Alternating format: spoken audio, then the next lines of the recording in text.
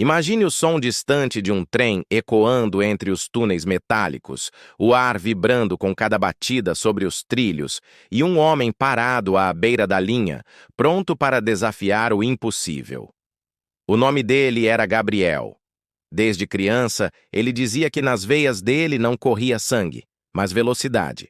Na pequena cidade onde cresceu, os trens passavam como trovões, e cada passagem era um espetáculo. Ele ficava parado na beira da linha observando o vento e jurava que um dia seria mais rápido que aquilo. Os anos passaram e o menino virou um corredor de rua, conhecido por quebrar recordes locais e correr mesmo quando todos paravam. Mas o que era brincadeira se transformou em obsessão quando ele começou a treinar perto dos trilhos, medindo o ritmo do trem pelo som, pelo tempo entre os vagões. Certa manhã, ele decidiu que finalmente provaria o que sempre acreditou. O trem das 6h40 vinha em alta velocidade e Gabriel esperava do outro lado da curva, os músculos tensionados e os olhos fixos no ponto de virada. Quando o som ensurdecedor preencheu o ar, ele disparou. Cada passada era uma luta contra o peso do medo. O chão tremia, o vento cortava o rosto, e por um instante ele acreditou que podia vencer. Mas o trem não diminui, o aço não tem compaixão, e o corpo humano tem limites que o orgulho insiste em ignorar. Quando o maquinista percebeu o homem correndo à frente, já era tarde demais. O impacto foi inevitável. O corpo de Gabriel foi encontrado a poucos metros dos trilhos, o relógio de pulso ainda marcando o tempo exato em que tentou ser mais rápido que o destino. No jornal do dia seguinte, a manchete dizia: "Homem tenta correr mais rápido que um trem e morre no impacto."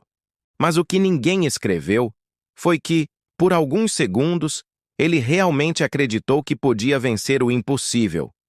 E é isso que move tantos que vivem no limite.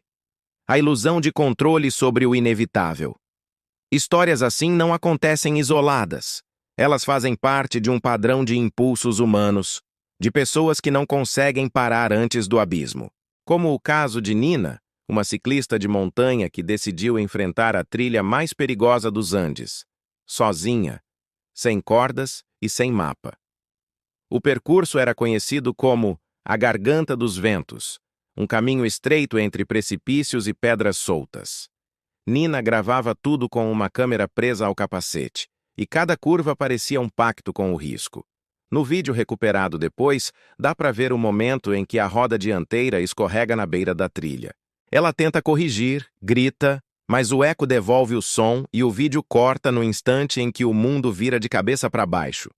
O corpo dela foi encontrado 2 dias depois, e o arquivo com a gravação se tornou material de treinamento para novos atletas. "Coragem não é ausência de medo", disse o instrutor no vídeo de homenagem. "É o medo que ainda não entendeu o tamanho do perigo." E talvez ele tivesse razão, porque o terceiro caso dessa história vem de um paraquedista chamado Ryan, que saltou de um avião com a ideia de quebrar o recorde mundial de queda livre sem paraquedas, usando apenas um planador especial. Ele saltou de 8.000 metros, o corpo girando em queda perfeita, o vento rugindo nos ouvidos e a mente acreditando que o cálculo estava certo. Mas o planador não abriu. As câmeras registraram a tentativa desesperada de estabilizar o corpo enquanto o solo se aproximava em velocidade absurda. Os últimos segundos foram silêncio, um grito cortado pelo ar, e o impacto seco captado por um microfone a centenas de metros de distância. A notícia se espalhou pelo mundo e a manchete dizia: "Homem que desafiou a gravidade não volta à Terra em segurança." Mas os amigos contaram que ele sempre dizia que morrer em queda era melhor do que viver sem tentar voar. Essas histórias são diferentes na forma, mas idênticas na essência. O desejo humano de vencer a natureza, o medo e o próprio limite. E nenhuma delas é mais simbólica do que a de Léo, um mergulhador profissional que tentou quebrar o recorde de apneia mais profunda do mundo no Mar Vermelho.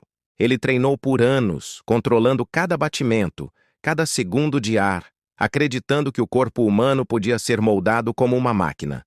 No dia do recorde, o mar estava calmo, e dezenas de câmeras esperavam o momento histórico.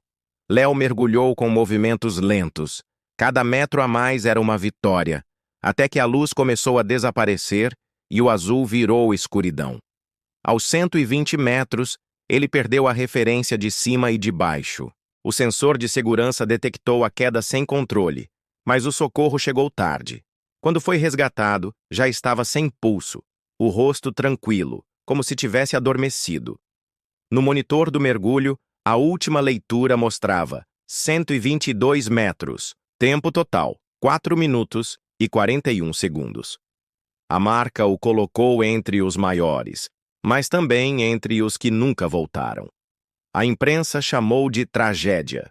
Outros mergulhadores chamaram de sacrifício. E para quem o conhecia, foi apenas o final inevitável de alguém que sempre acreditou que podia respirar sob o impossível. 4 pessoas, 4 histórias, 4 maneiras diferentes de desafiar o mesmo limite. Correr contra trens, enfrentar montanhas, saltar do céu ou afundar no silêncio. Todos acreditaram que podiam ser mais rápidos, mais fortes ou mais livres que as leis da vida. Mas a verdade é que o limite nunca é o obstáculo. O limite é o espelho onde o ser humano se enxerga pela última vez antes de cair. Esses desafios não são sobre coragem, são sobre controle, sobre o medo de se sentir pequeno diante de algo maior. E quanto mais tentamos vencer o mundo, mais ele nos lembra que a vitória é temporária e o preço é eterno. Gabriel acreditava que podia correr mais rápido que um trem. Nina achava que podia pedalar sobre o vazio. Ryan acreditava que podia cair sem paraquedas. E Léo jurava que podia respirar além da vida.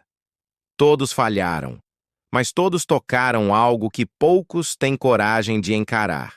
O instante em que o medo se transforma em fascínio. O ser humano busca o limite porque é ali que ele sente que existe. A linha entre a adrenalina e a morte é fina, quase invisível, e é nela que muitos encontram o que chamam de liberdade. Mas liberdade sem limite é o mesmo que pular sem chão. No fim, o que resta não é o grito, nem o recorde, mas o eco do que eles tentaram ser.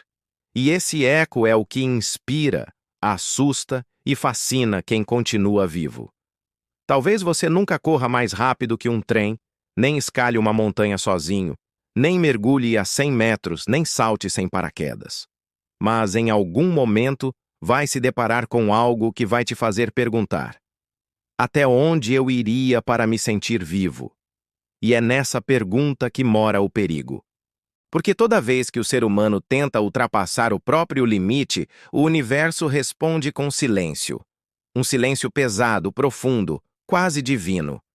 E nesse silêncio, às vezes, está a resposta que ninguém quer ouvir. O limite não é o que te impede de viver. O limite é o que te mantém vivo. Se essa história te fez refletir, deixa o like, se inscreve no canal e comenta aqui embaixo qual dessas histórias te deixou sem fôlego. Nos vemos no próximo vídeo e até lá, continue indo além do limite.